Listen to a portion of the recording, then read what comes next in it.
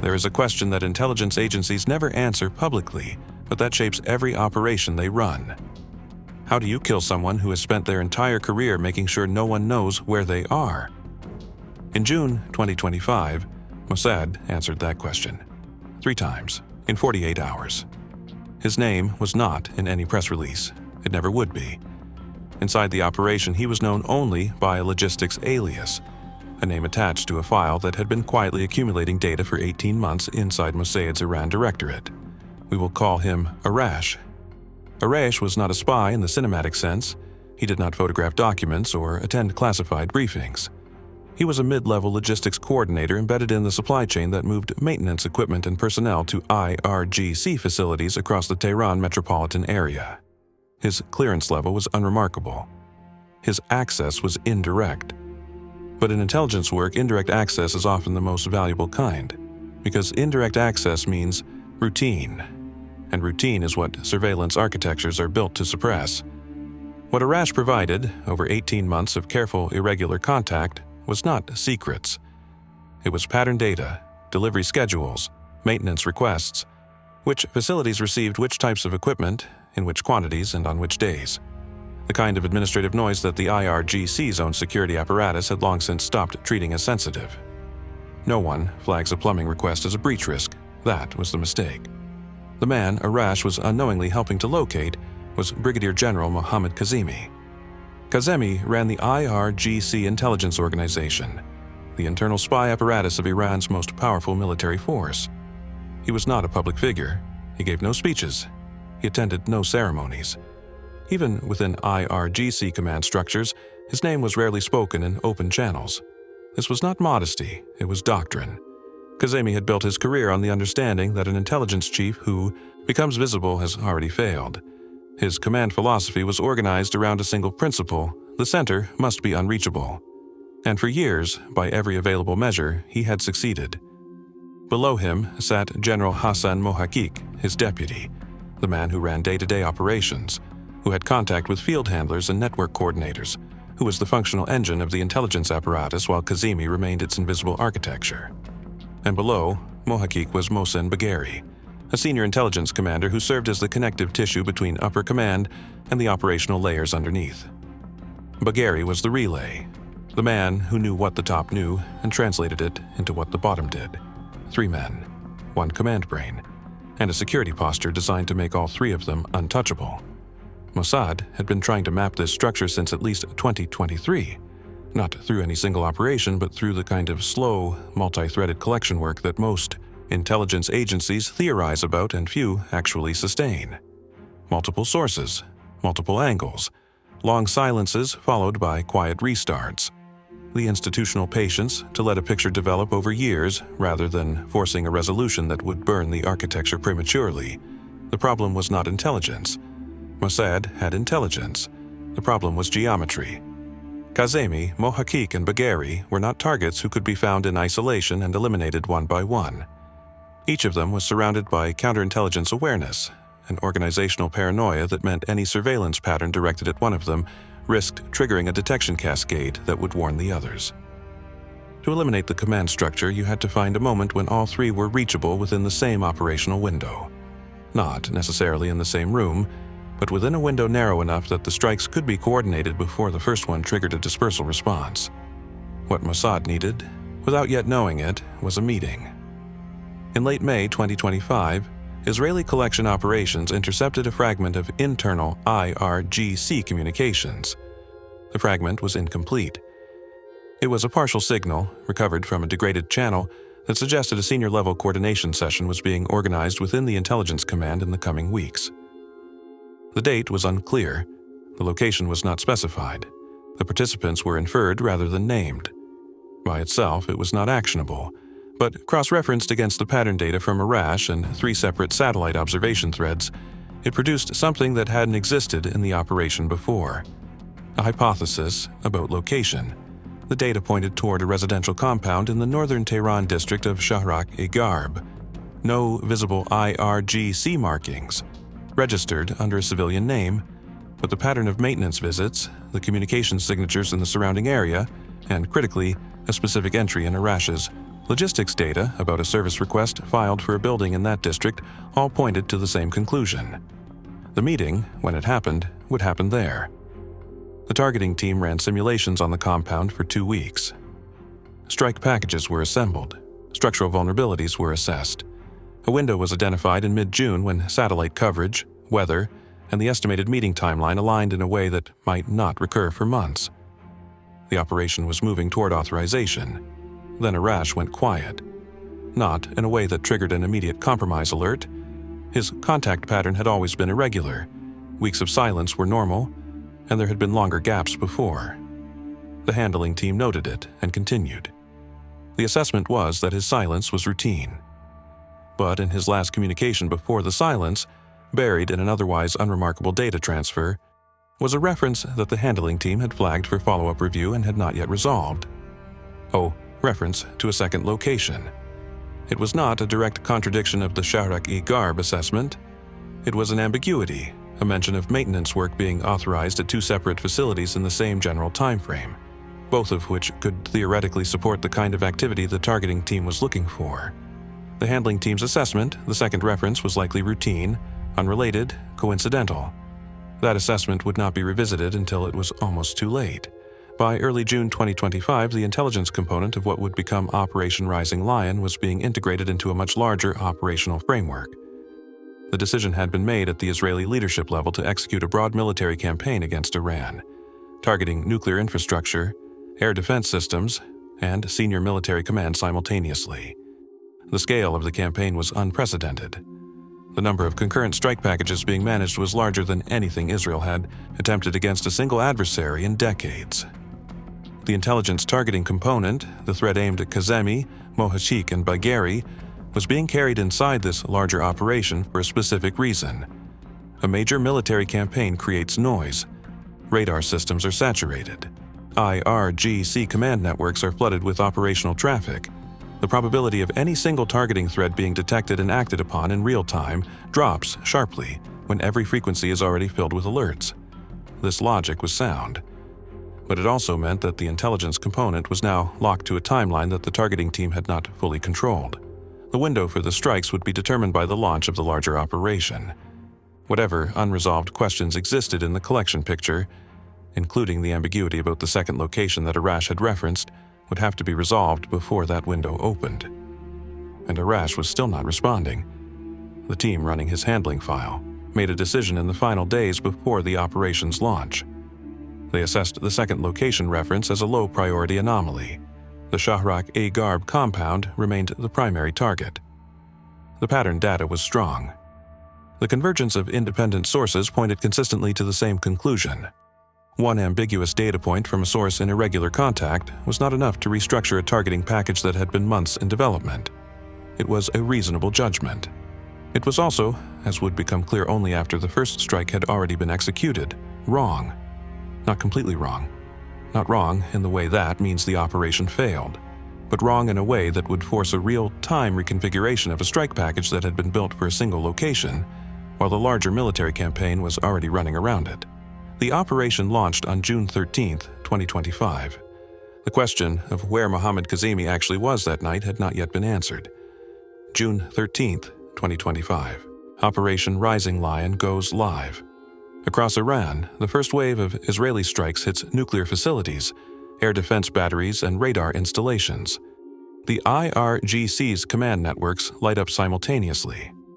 Every frequency is active. Every channel is flooded. The operational noise is exactly what the intelligence targeting team had planned for, a ceiling of chaos under which a more precise, more dangerous operation could move undetected. For the first several hours, the targeting thread aimed at Kazemi and his generals ran clean. No intercepts suggesting detection, no anomalous movement around the Shahrak-e-Garb compound, no indication that the IRGC's counterintelligence apparatus had identified the specific thread that was now tracking its 3 most senior intelligence commanders. Inside the targeting team, the assessment was cautiously stable. The compound remained the primary. The strike package was intact. The window was open, then the signals picture changed. It did not change, dramatically. That is the detail that matters most, because a dramatic change would have been easier to read and easier to act on. What happened instead was subtle, a shift in the communications pattern around the Shahrak-e-Garb area that was consistent with multiple explanations. It could have meant the generals were present and had gone into communications blackout, as per standard pre-meeting security protocol. It could have meant the compound had been vacated. It could have meant Iranian counterintelligence had identified the surveillance thread and was actively managing the electronic environment to create ambiguity. 3 explanations, each plausible, each pointing toward a different decision. The targeting team had less than 2 hours to determine which one was true. This is the moment the operation became something other than what it had been planned as. Up to this point, the targeting thread had been running on the strength of a collection picture built over 18 months. Every decision, the choice of Shahrak-e-Garb as the primary, the timing of the strike window, the integration into the larger campaign, had been downstream of that picture. But a collection picture is a reconstruction of the past. It tells you what was true at the time the data was gathered. It does not tell you what is true right now. What was true right now, as of the evening of June 13th, was that the signals environment around the primary target location had shifted in a way the targeting team had not predicted. And Arash, the source whose logistics data had been one of the foundational threads in building the Shahrak-e-Garb assessment, had now been silent for 11 days. The handling team had continued to classify his silence as routine throughout the pre-launch period. That classification had not been reviewed since the operation went live. In the operational tempo of a multi-vector military campaign, reviewing the status of a single human source's contact pattern was not the priority it would have been in a quieter environment. It became a priority now. What the handling team found when they reviewed Arash's file in the hours after the signals shift was not evidence of compromise. There was no clean indicator, no arrest report, no sudden communication anomaly, no sign that his cover had been blown in a way they could point to definitively. What they found was a gap. The second location reference in Arash's last communication, the one that had been assessed as routine and low priority, had never been fully resolved. The building it referenced had been checked against satellite data and cleared, but the clearing had been done against imagery that was 9 days old. 9 days was long enough for an IRGC. The question that should have been answered before the operation locked to its timeline, which of 2 locations was the actual meeting site, was now being asked in real time during an active strike campaign, with the window measured in hours. Inside the targeting command, a conversation began that would not appear in any public account of what happened that week. The word that was used by at least one senior figure in the assessment chain was abort. Not abort the larger campaign. That was not on the table. Operation Rising Lion was already running across multiple vectors and could not be paused or recalled for a single targeting thread. What was being discussed was whether to abort the intelligence component, whether to pull the strike package for Kazemi, Mohakik, and Bagheri, accept the loss of the window, and restart the targeting process from a collection posture that was now significantly degraded. Because that was the other cost that was sitting in the room but had not yet been said aloud. The collection architecture that had built the targeting picture for these 3 generals, the 18 months of logistics data, the signals intercepts, the satellite observation threads, had been running in a way that was calibrated to remain undetected, slow, patient, indirect. The kind of collection posture that works precisely because it never tips over into the kind of activity that counterintelligence units are trained to notice. The moment those strikes executed, that posture was gone. Every source that had contributed to the targeting picture would be exposed to a degree of retrospective scrutiny by Iranian counterintelligence that nothing could prevent. Iran would know, within hours of confirmed casualties, that someone had fed targeting data into the Israeli strike apparatus. They would begin working backward through every channel, every contact, every administrative anomaly that could have been exploited. Arash's logistics data, the signals intercepts, the satellite threads. All of it would be under review. This was the cost that had been seeded into the operation from the beginning, acknowledged in planning documents, accepted as a necessary expenditure. But in the room, in that moment, it landed differently. Because if the primary location assessment was wrong, if Kazemi and his generals were not at Shahrak-e-Garb, then the collection architecture would be burned for nothing. The window would be lost. The sources would be exposed, and the targeting process would have to restart from near zero against an adversary that now knew, with precision, that it had been penetrated. The abort argument was not irrational. The counter-argument came from the signals analysis team. The shift in the communications environment around Shahrak-e-Garb was ambiguous, yes, but ambiguous did not mean negative. The most consistent explanation, when the signals pattern was mapped against the historical behavior of IRGC command facilities before high-value meetings, was communications blackout, pre-meeting security protocol, the compound going dark because someone important was there, not because it was empty. Here is the expanded version of that passage. This was, the signals team argued, consistent with the meeting hypothesis. High-value IRGC command gatherings had historically produced exactly this kind of pre-meeting blackout. It was doctrine, not anomaly. The compound going dark was what you expected when someone important was inside it, not evidence that it was empty. It was also, as the counterintelligence risk analyst in the room pointed out, exactly what a managed deception environment would look like if Iranian counterintelligence had identified the surveillance threat and was trying to draw a strike to a location that served their purposes. A fabricated blackout, a deliberately suppressed communication signature, a compound that looked, from the outside, like it was hosting a sensitive meeting precisely because someone wanted it to look that way. The two arguments were not equally weighted in the room. The signals team had more data behind their position. The counterintelligence analyst had less evidence and more instinct. But instinct, built from years of watching how Iranian counterintelligence operated, was not nothing. The same data. Two completely opposite conclusions, and no clean mechanism to determine which interpretation was correct without additional collection that the timeline did not allow. There was no way to resolve it cleanly. Not in the time available, not with the collection assets currently accessible. The targeting team was being asked to make a binary decision, proceed or abort, on the basis of evidence that was simultaneously strong enough to justify action and ambiguous enough to justify caution. Both things were true at once, and only one decision was possible. What happened next was a decision made not on certainty but on weight of evidence, on judgment about which risk was more acceptable, and on the institutional pressure of an operation that was already running.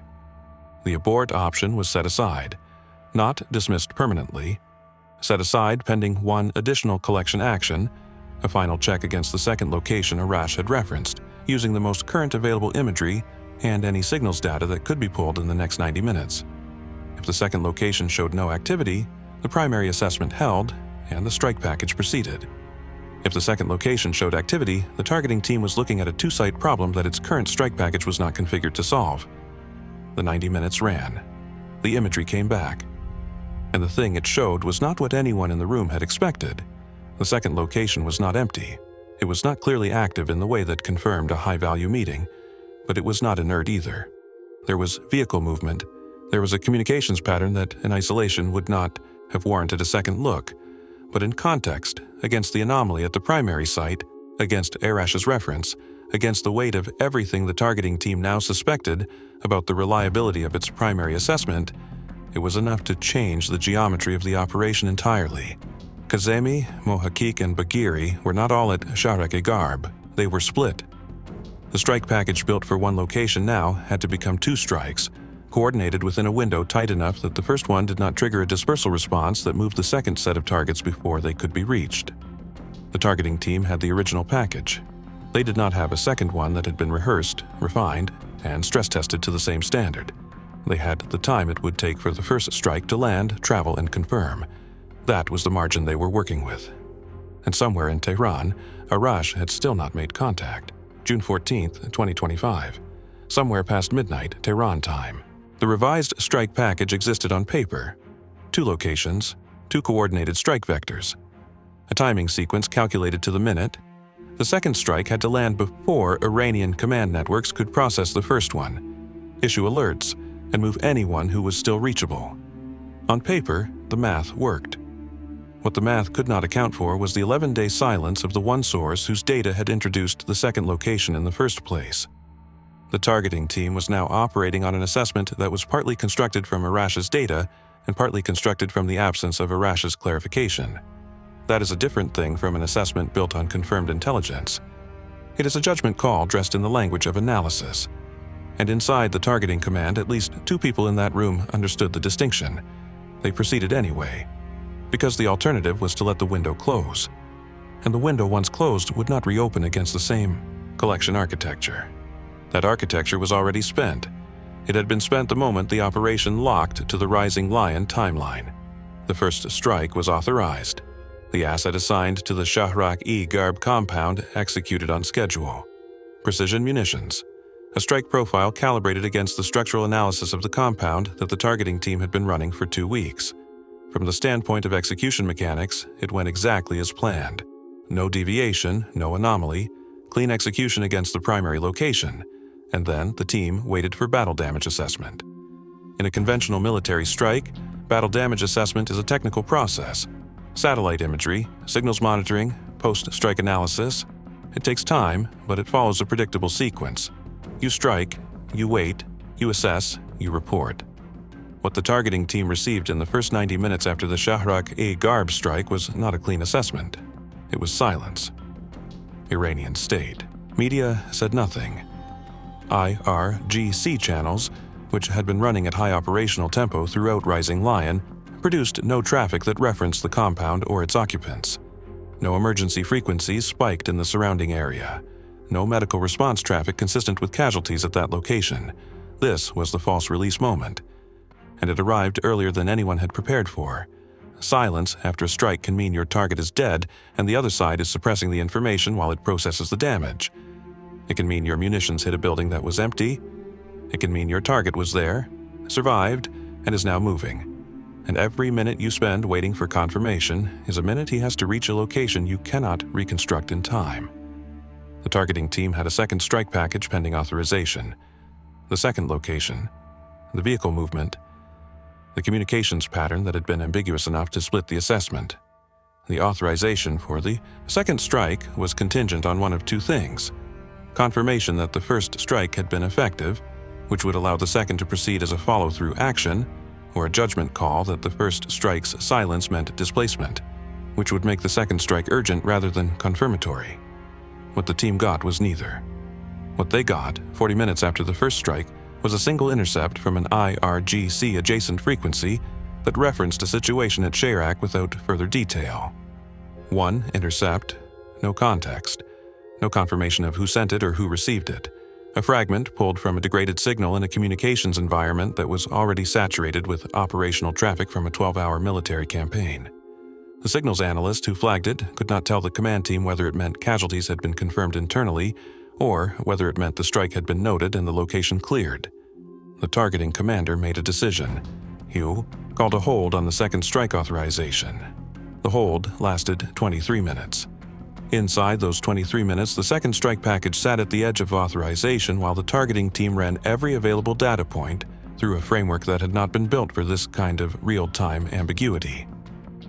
The vehicle movement at the second location was still consistent with activity.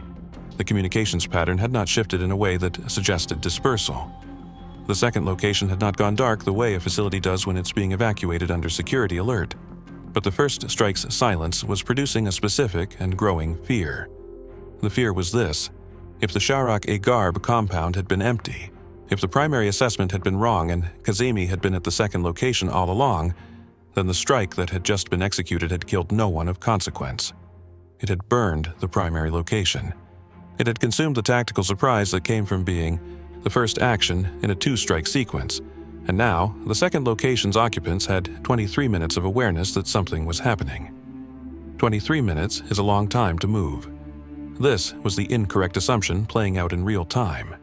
The targeting team had built the two-strike sequence on the assumption that the primary location held at least one of the three generals, that even in the worst case, Shahrak-e-Garb was not empty. The logic had been that the pattern data was too strong, too multi-sourced, too consistent to have been entirely wrong. But multi-source consistency is not the same as accuracy. It is possible for multiple sources to confirm the same incorrect picture if the picture was constructed from the same foundational error. The foundational error in this case may have been simple. The Shahrak-e-Garb compound may have been used for planning, for document handling, for the kind of preparatory work that leaves logistics traces. And the meeting itself, the moment of actual physical convergence, may have been moved at the last moment to the second location by exactly the kind of pre-meeting security protocol that the IRGC was known to practice. Not because they knew they were being watched, because that was simply how Kazemi ran his command. The hold broke at minute 23. Not because the ambiguity had been resolved, it had not been resolved. It broke because a second intercept came in, this one cleaner, from a frequency that the signals team had been monitoring for 6 months as a secondary IRGC command channel that contained a 2-word reference the translator flagged immediately. The reference was to a location designator that matched the second site. It was not confirmation of casualties. It was not a damage report. It was an administrative reference, the kind of routine channel traffic that gets generated when a facility has recent operational significance. It was enough. The second strike authorization was given. The strike on the second location executed at 2:17 a.m. Tehran time on June 15, 2025, 41 minutes after the first. 41 minutes was inside the window the targeting team had calculated as viable. It was not comfortable. It was not the clean, coordinated sequence the original package had been designed around, but it was inside the margin. For the next several hours, nothing official came from Tehran. The wider campaign was still running. Strikes across multiple target sets, air defense exchanges. The operational noise that the intelligence targeting thread had been designed to hide inside was still present, still loud, still providing cover for the assessment process that was now running in parallel. The targeting team did not know, in those hours, whether the second strike had hit its targets. They assessed that it had, based on the absence of dispersal traffic, the silence from IRGC intelligence channels specifically, and the fact that the second location had not produced any communications activity in the 41 minutes between the first and second strikes that suggested movement. But assessed is not confirmed. The team had been wrong about the primary location's occupants. It was possible they were wrong about this too. Then, at approximately 6 a.m. on June 15th, Iranian state media began to report. IRNA moved first. A brief, careful statement. No celebration of martyrdom, no detailed circumstances, just a confirmation that a senior IRGC intelligence figure had been killed in the Israeli strikes. No name, not yet. The targeting team noted it. They did not celebrate. Because the statement said a senior figure, singular, and the operation had been built around 3. The question of whether the second strike had hit all 3, or 2 of 3, or 1 of 3, was still open. Tasnim followed an hour later. The language shifted.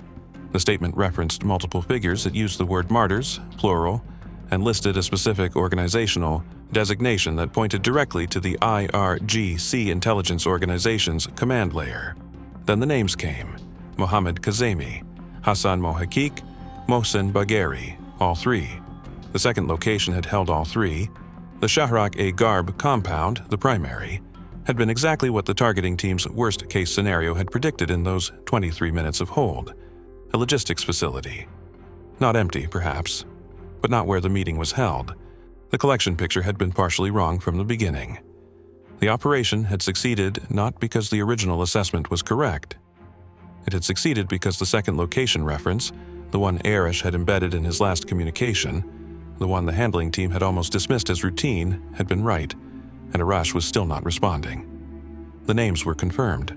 The operation had worked, and the damage assessment began before the targeting team had left the room.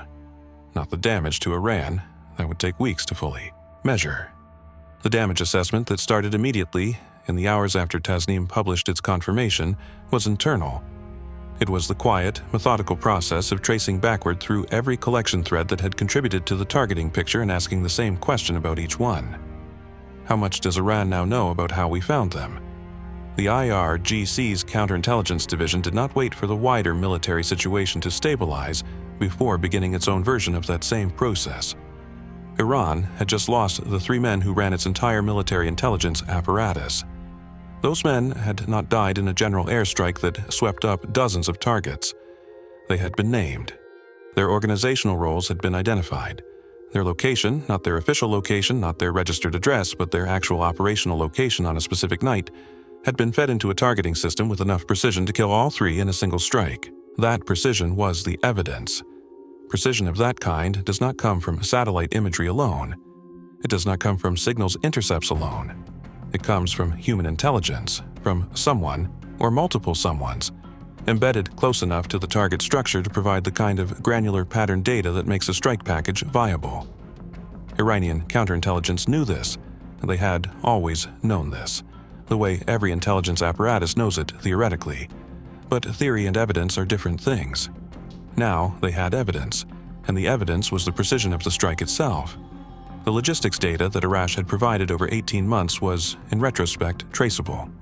Not immediately, not obviously, but the IRGC's internal review of what had been known about the Sharik-e-Garb compound and the second location, who had filed maintenance requests, who had coordinated service work, who had access to the administrative records that could have generated the pattern data Israel's targeting picture was built on, would eventually produce a set of names.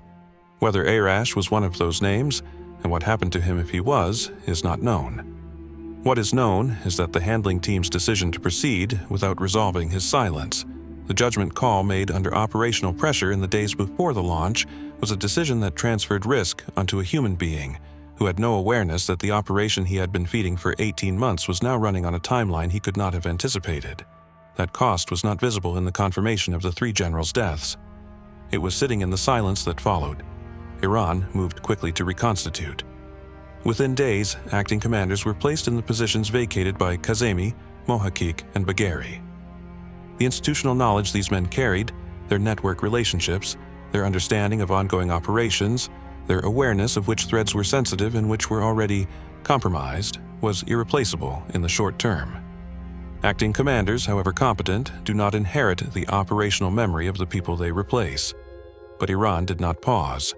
The reconstitution was fast, imperfect, and deliberately opaque. New commanders, new locations, new communications protocols, a systematic effort to disrupt whatever surveillance architecture had made the targeting possible. This was the correct response, and it was also, from Israel's perspective, anticipated.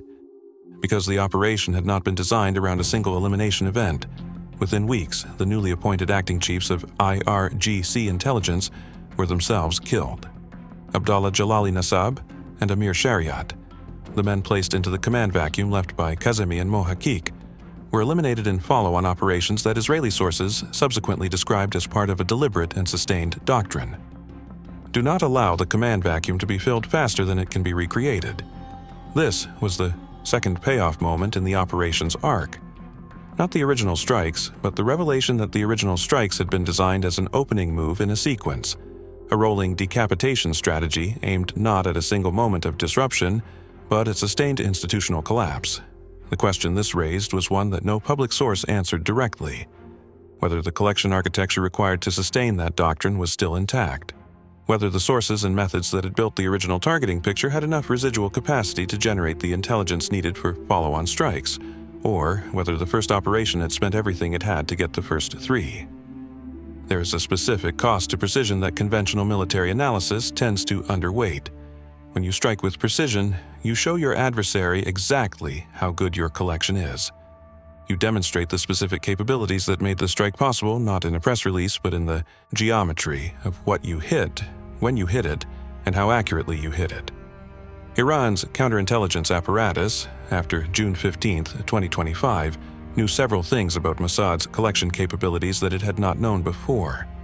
It knew that Mossad had penetrated the administrative logistics layer of IRGC facility management. It knew that Israeli collection could cross-reference logistics data, signals intercepts, and satellite observation into a targeting picture precise enough to locate concealed commanders in residential facilities. It knew that this process could be executed against targets at the level of the IRGC intelligence chief, the most protected category of individual in Iran's security architecture. That knowledge was immediately incorporated into every protocol, every access control, every administrative procedure that the IRGC rebuilt after the strikes. The gap that Arash had represented, the unsealed space in the logistics layer of IRGC security, was closed, not just for the facilities Arash had serviced, for all of them, systemically, because Iran now knew the attack surface existed. Kazemi had spent years making himself invisible. He had built a command philosophy around a single principle, that an intelligence chief who becomes visible has already failed. He was right. He was killed not because he became visible. He was killed because the layer of administrative routine that surrounded his invisibility, the maintenance requests, the delivery schedules, the service records, had been patiently mapped by a source he had no reason to consider a threat. That is the nature of the vulnerability that precision intelligence exploits. It is never the thing you are protecting. It is always the thing you forgot to consider. And the lesson Iran took from June 15, 2025 was not that it needed better generals. It was that it needed to treat every administrative interaction in every facility connected to its intelligence apparatus as a potential collection opportunity for an adversary that had already demonstrated it would wait 18 months for a pattern to develop. That lesson will shape Iranian intelligence security for a decade. 3 generals were eliminated in 48 hours. Their replacements were eliminated weeks later. The IRGC's intelligence command was thrown into a period of organizational trauma that reduced its operational capacity in ways that are still being measured. None of that is in dispute. What is also not in dispute is this: the collection architecture that made the operation possible was burned in the process. The human source who contributed the decisive piece of the targeting picture has not resurfaced in any public record. The channels that built the pattern data for Sharik-e-Garb are closed, and Iran's counterintelligence posture, rebuilt from the ground up after the strikes, is now specifically hardened against the methods that were used. The operation succeeded, completely by tactical measure, and it left behind an adversary that knows exactly what it needs to protect against next time. That is not a failure. But it is not a clean victory either. It is the permanent condition of intelligence work, where the best operations are the ones that succeed and still leave you with less than you had before. If you track the mechanics of how power actually shifts, not in statements, not in official histories, but in the decisions made inside rooms where no record is kept, this channel exists for that. Subscribe to Hidden Ops. The next operation is already in production,